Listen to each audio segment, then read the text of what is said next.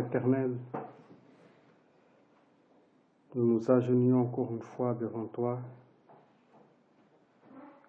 pour te redemander de continuer à rester avec nous et de nous instruire. Donne-nous à garder le lien de la vérité, ô Dieu, dans notre esprit. Donne-nous à connaître cet évangile éternel qui est là pour nous sauver, ô Dieu. Donne-nous à comprendre ces choses. Donne-moi par la grâce de Dieu à être clair, Seigneur, dans l'explication et dans le partage de ta parole sainte, afin que l'évangile soit clair, Seigneur, pour nous et que nous puissions lui mettre en pratique. Bénis chacun d'entre nous et que les paroles de ta vérité puissent toucher notre cœur et transformer notre caractère. Au nom de Jésus-Christ. Amen. Amen.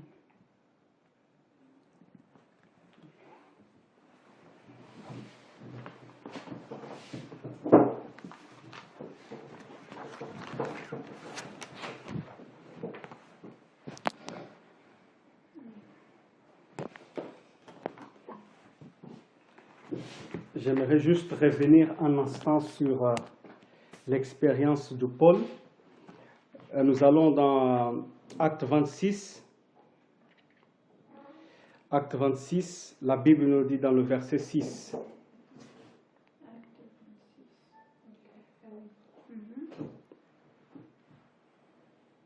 Et maintenant, je suis mis en jugement, parce que j'espère l'accomplissement de la promesse que Dieu a faite à nos pères et à laquelle aspirent nos 12 tribus qui servent Dieu continuellement, nuit et jour.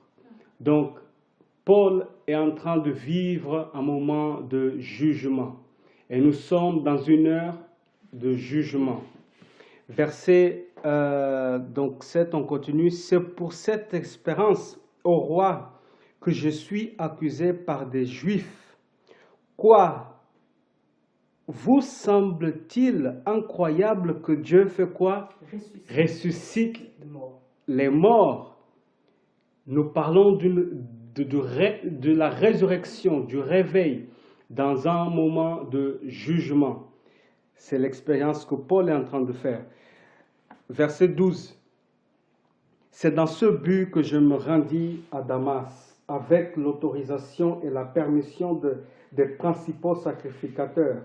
Vers le milieu du jour, ô roi, je vis un chemin resplendir autour de moi et de mes compagnons une lumière venant du ciel et dont l'éclat surpassait celui du soleil. Nous tombâmes tous par terre et j'entendis une voix, c'est la voix du Christ, n'est-ce pas? La voix des prophètes, une voix qui me disait en langue hébraïque, Saul, Saul, pourquoi me persécutes-tu? Il te serait dur de réjamber contre les aiguillons. Il te serait dur de réjamber contre la voix du Christ.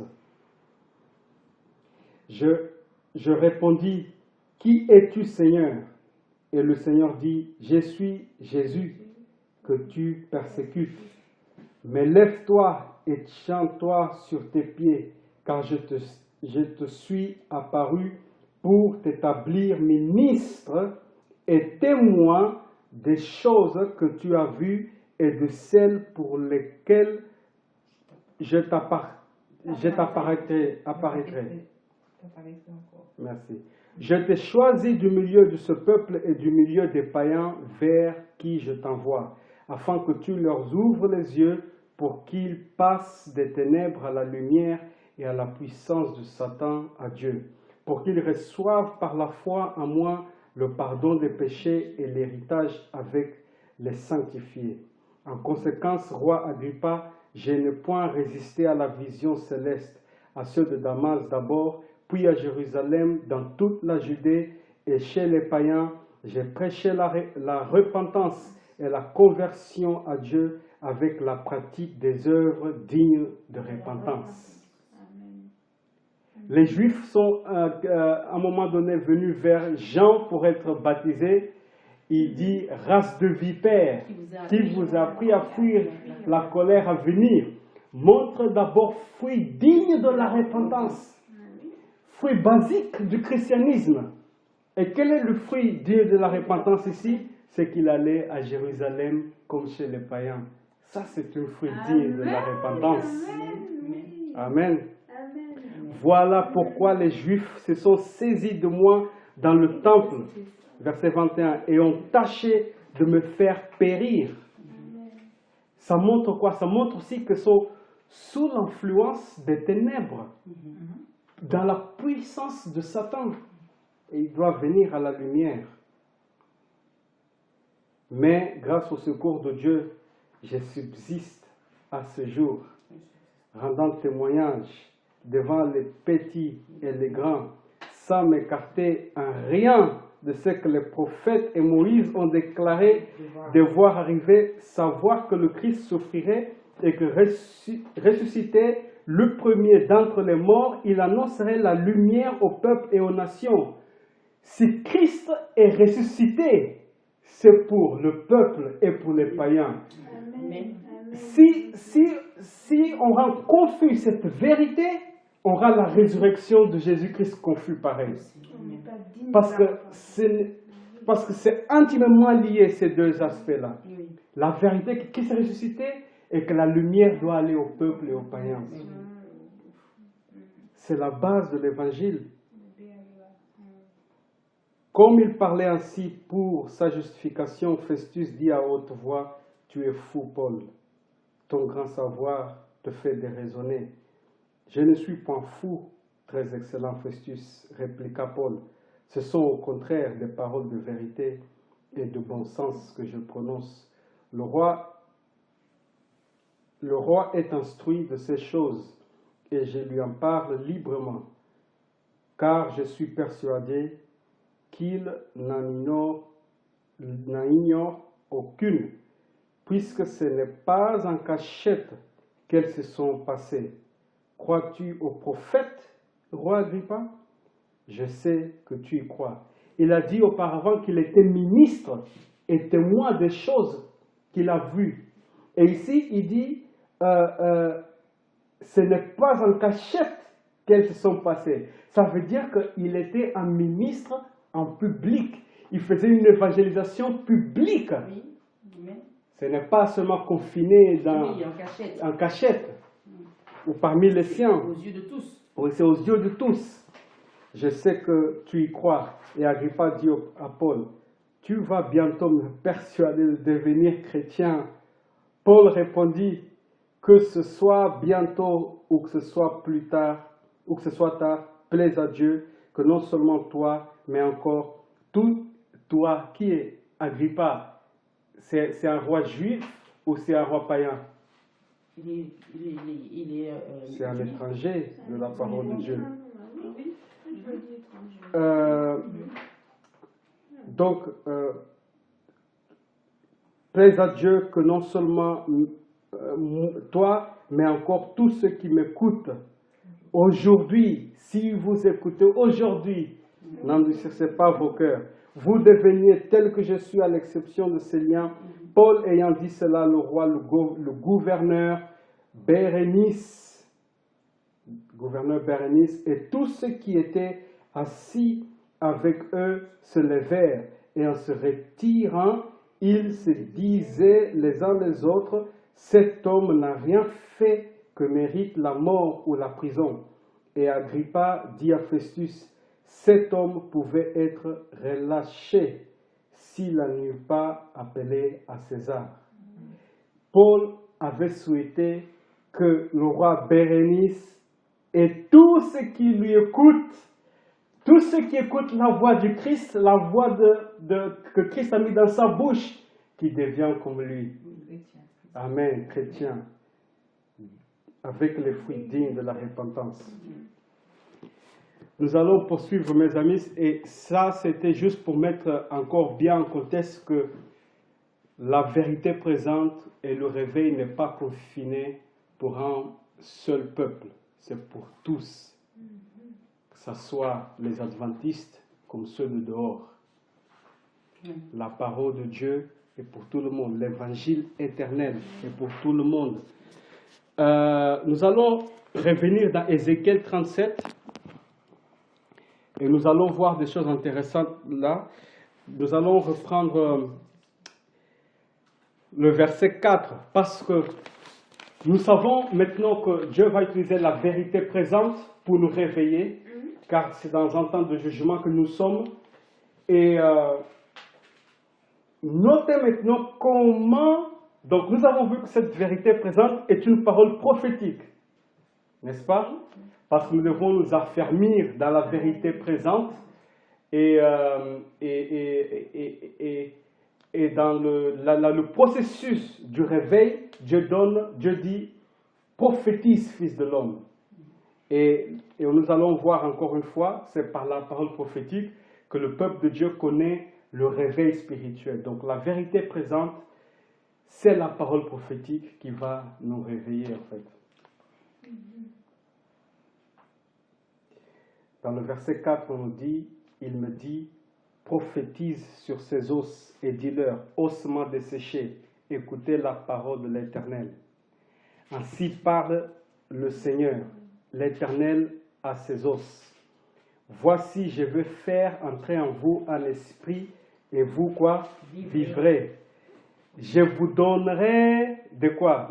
Un. Je ferai croître sur vous de la quoi? De la chair. 2. Je vous couvrirai de 3. Je mettrai en vous un esprit, et vous vivrez, et vous saurez.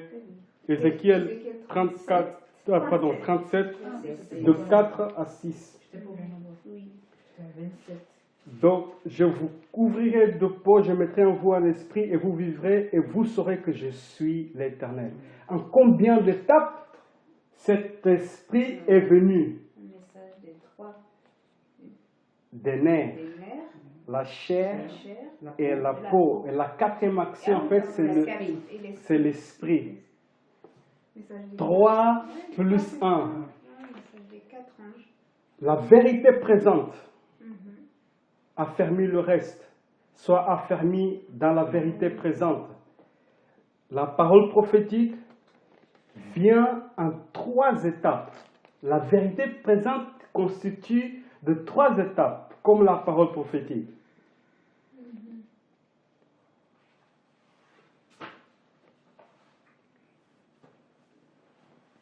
Et nous allons prendre Matthieu 24, 14.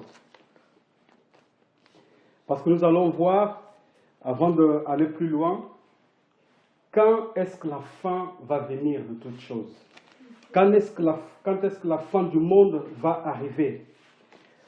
Jésus a dit dans Matthieu 24, verset 14, « Cette bonne nouvelle du royaume sera prêchée dans le monde entier pour servir de témoignage à toutes les nations.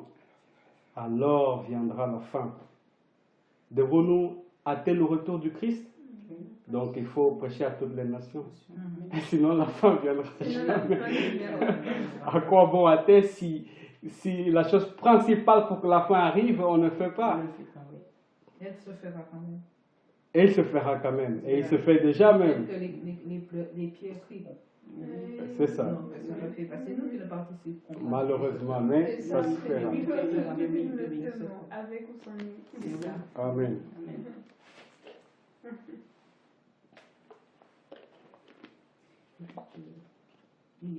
Verset Bien sûr. Apocalypse 14, verset 6. Il dit, donc Jésus a dit, cette bonne nouvelle du royaume sera prêchée dans le monde entier. Maintenant, qui va prêcher cette bonne nouvelle? Apocalypse 14, verset 6 nous montre quelle est l'entité de celui qui prêche cette nouvelle. Je vis un autre quoi? Ange qui volait par le milieu du ciel ayant un évangile éternel pour l'annoncer aux habitants de la terre, à toutes les nations, à toute tribu, toute langue et à tout peuple. Donc c'est un ange qui fait cette œuvre. Mais nous, il faut savoir que nous symbolisons cet ange. C'est nous qui prêchons en réalité, nous les hommes. Mais oui, puisque C'est tu pas as comme ça dit. que je vois ça. Pardon? J'aimerais pas ça comme ça. C'est-à-dire que, parce que ce n'est pas un ange que Dieu va faire descendre, Oui, il fait descendre et puis- qui... Donc en fait, lorsque nous annonçons cette bonne nouvelle, en réalité, ce sont nous des anges. Nous sommes les anges. Parce qu'ici, c'est une parole prophétique quand il vit un ange. Mais en réalité, il vit un peuple qui est en train d'annoncer la bonne nouvelle au monde entier, en fait. Oui, c'est ça, oui. Mais comme tu l'as dit, j'ai pas compris. Ouais, Ouais, ok. comme tu l'as dit, j'ai pas compris. Mais quand tu as parlé dans Ézéchiel, où C'est Dieu pour dit, moi, et à c'est les prophètes, Mm. de prophétiser sur les ossements. Ouais. Et c'est Dieu qui donne l'esprit. Et c'est pareil, l'ange veut dire angelos messager. Tout à Donc, fait. C'est un des messager. messagers. Tout va là, voilà. Ange, Ange, c'est un messager. Tout à fait. Que c'est l'Esprit de Dieu Qui nous qui utilise utilise finalement. son peuple, hein, Voilà. Tout à fait. Mais- Tout à fait. mais par la représentation d'un ange, qui Pour est nous. pas réel, parce que c'est une représentation. Mais c'est quelque chose. J'arrive pas à le- C'est-à-dire, c'est tellement. Voilà. C'est le signe de Dieu est mis Voilà. dessus. Donc, il nous parle. Voilà. Regarde. C'est ça. Regarde, Voilà. vite fait dans Galates 4, verset 13. Vous ne m'avez fait aucun tort. Vous savez que ce fut à cause d'une infirmité de la chair que je vous ai, pour la première fois, annoncé l'évangile. Et mis à l'épreuve par ma chair, vous m'avez témoigné, ni mépris ni dégoût, vous m'avez au contraire reçu comme un ange de Dieu. Vous voyez, Oui. il était comme un ange lorsqu'il annonce l'évangile. Donc lorsque nous annonçons l'évangile éternel, nous sommes comme un ange. Mais vérité présente, affermissez ce qui est prêt à mourir. Affermissez-vous dans la vérité présente, ce qui est prêt à mourir. Prophétise, fils de l'homme, afin qu'il y ait l'esprit dans la maison de l'Éternel. Maintenant, cette prophétie, cette vérité présente va être découpée en 3 parties. C'est la bonne nouvelle qui va être prêchée en 3 étapes. Et cette bonne nouvelle est représentée dans Apocalypse 14. Parce que nous allons voir qu'il y a 3 étapes, il y a 3 messages. Et nous allons voir quelque chose d'intéressant. Dans Matthieu 13, 39, la Bible nous dit, l'ennemi qui l'a sémé, c'est le diable. La moisson, c'est quoi? Matthieu 13, 39. 39, Oui, le bon grain est livré lorsqu'ils sont plantés ensemble. Enfin, non, en fait, Dieu a planté le bon grain, mais Satan, dans la nuit, il a sémé aussi livré. Et Christ ici explique que l'ennemi qui l'a sémé, c'est le diable, donc le mauvais grain. La moisson, c'est quoi? C'est La fin du monde. Les moissonneurs, ce sont les anges. Ok. Ça confirme encore. Donc, nous devons proclamer l'évangile éternel. Et Jésus a dit, une fois que cet évangile est proclamé dans le monde entier, la fin viendra. C'est-à-dire la moisson viendra. Amen. Donc, quand nous écoutons la moisson, c'est la fin du monde. Alors, nous allons dans Apocalypse 14, verset 14. Apocalypse 14, verset 14 nous dit, « Je regardais et voici, il y avait une nuée blanche et sur la nuée était assis quelqu'un qui ressemblait à un fils d'homme, ayant sur sa tête une couronne d'or et dans sa main une faucille tranchante. Et un autre ange sortit du temple criant d'une voix forte à celui qui était assis sur la nuée, lance ta faucille et quoi? Moissonne, car l'heure de moissonner est venue, car la moisson de la terre est quoi? Mûre. Qu'est-ce que cela veut dire? C'est la fin du monde. Mais notez, nous sommes dans le verset 14. Qu'est-ce que précédait ces 2 versets? Enfin, c'est le verset 15. Verset 15 et 14. C'est le message des 3 anges. Depuis 6 au verset 12, c'est le message des 3 anges. Donc, pour qu'il lance la fossile et qu'il moissonne, pour qu'il y ait la fin du monde, il faut que le message des 3 anges précède. C'est la bonne nouvelle. C'est Ézéchiel 37. C'est la vérité présente. Le message de la résurrection. Donc, et nous lisons donc le message des 3 anges à partir du verset 6. Je vis un autre ange qui volait par le milieu du ciel, ayant un évangile éternel pour l'annoncer aux habitants de la terre, à toute nation, à toute tribu, à toute langue et à tout peuple. Il disait d'une voix forte, craignez Dieu et donne-lui gloire, car l'heure de son jugement est venue, et adorez celui qui a fait le ciel et la terre, et la mer, et les sources d'eau. Et un second ange suivit en disant, elle est tombée, Babylone la grande, qui a abreuvé toutes les nations du vent de la fureur de son impudicité. Et un troisième ange les suivit en disant d'une voix forte, si quelqu'un adore la bête et son image, il reçoit une marque sur son front ou sur sa main, il boira lui aussi du vin de la fureur de Dieu, versé sans mélange dans la coupe de sa colère, et il sera tourmenté dans le feu et le soufre devant les 100 anges et devant l'agneau. Et la fumée de la fureur tourmente monte au siècle des siècles, et ils n'ont de repos, ni jour ni nuit, ceux qui adorent la bête et son image, et quiconque reçoit la marque de son nom. Attendez, une pause. Ils n'ont ni repos. Venez à moi pour recevoir le repos. Mais ici, il n'y a pas. Ils ont méprisé la voix de Dieu.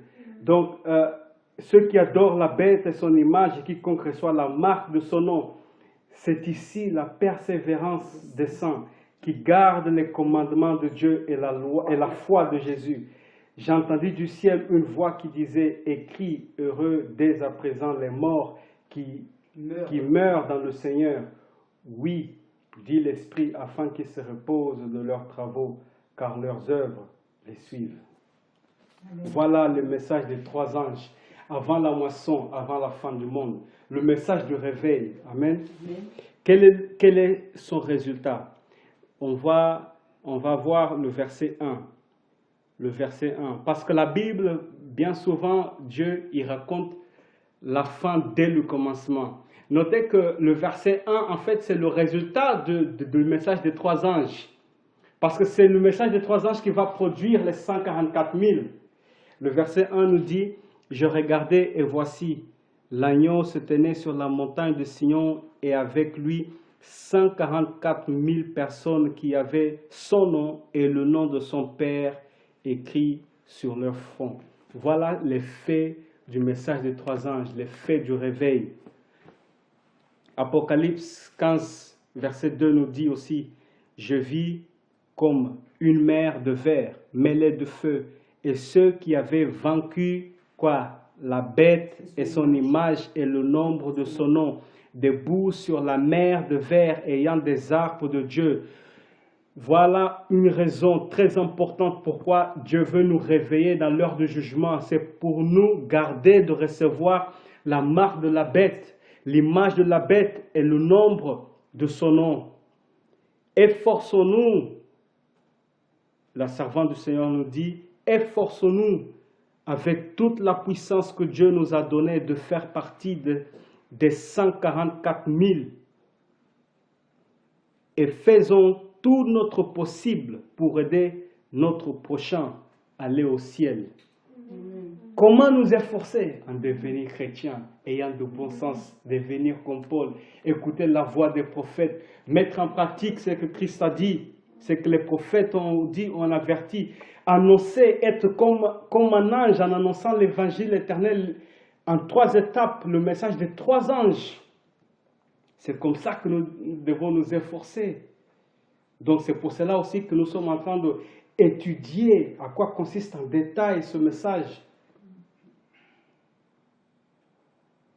Et il dit, et faisons tout notre possible pour aider notre prochain à aller au ciel. Il y a, je crois que c'est un chapitre entier dédié à cette question. Qui est notre prochain? C'est intéressant de lire. Parce que quand nous comprenons qui est notre prochain, on verra bien notre prochain, c'est plus que celui qui est déjà dans notre maison. Notre prochain est aussi celui qui est dehors et qui ne connaît pas Christ. Et nous devons nous efforcer aussi d'aider ces personnes dehors à aller au ciel. Et quand on considère que Christ, quand il est venu, il a fait exception à personne quand il est mort. Il est mort pour tous. Pour tous. Donc on doit comprendre que pour tous. On doit aussi à ce salut. Amen. Tous. Donc il est venu les racheter et il y a une partie qui ont pris conscience de ça et une autre partie qui n'ont pas pris conscience. Et c'est à ceux qui n'ont pas, tous ceux qui n'ont pas pris conscience, il faut que c'est notre mission d'aller les appeler pour leur faire conscience. Il ne veut pas que personne périsse, Voilà. mais pour que ça arrive à la repentance et au fruit digne de la repentance. Oui. Très important. Et puis on dit, quand on comprend tout cet amour que Christ a pour l'humanité, il ne veut qu'aucun. Voilà. Aucun périsse. Il faut que tous on ait eu leur chance. Et c'est pour ça qu'il nous demande d'aller compte. Tout à fait. Ah. J'ai dit l'évangile est une puissance pour le salut de quiconque croit. Quiconque croit. Quiconque croit. Si donc la fin de la mort spirituelle nous parvient par la prophétie, selon Ézéchiel 37, et que le dernier message de l'évangile, juste avant la fin du monde, sont les messages des 3 anges de l'Apocalypse 14, alors le message des 3 anges, c'est le message du réveil et aussi la vérité présente. Et juste pour conclure, un dernier verset qui se trouve dans 2 Pierre. 2 Pierre 1. 2 Pierre 1 pour mettre bien en perspective.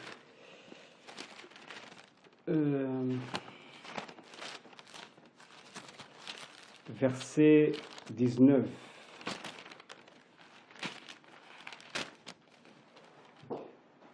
Alors,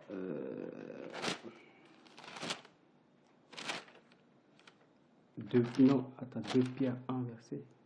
Oui. Voilà.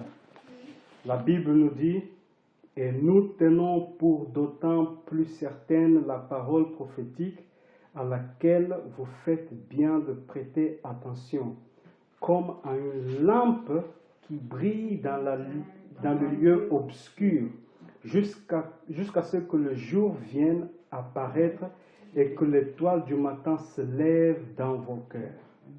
Comme pour Paul, une lampe qui brille émane la lumière. Paul prêche pour les amener de ténèbres à la lumière, de la puissance de Satan à Dieu. Et tout ça se résume dans le fait que lorsque nous pratiquons la parole prophétique, en fait, nous recevons Christ finalement. Christ en nous, l'espérance de la gloire. Qui veut cette expérience? Amen. Prions. C'est notre vœu.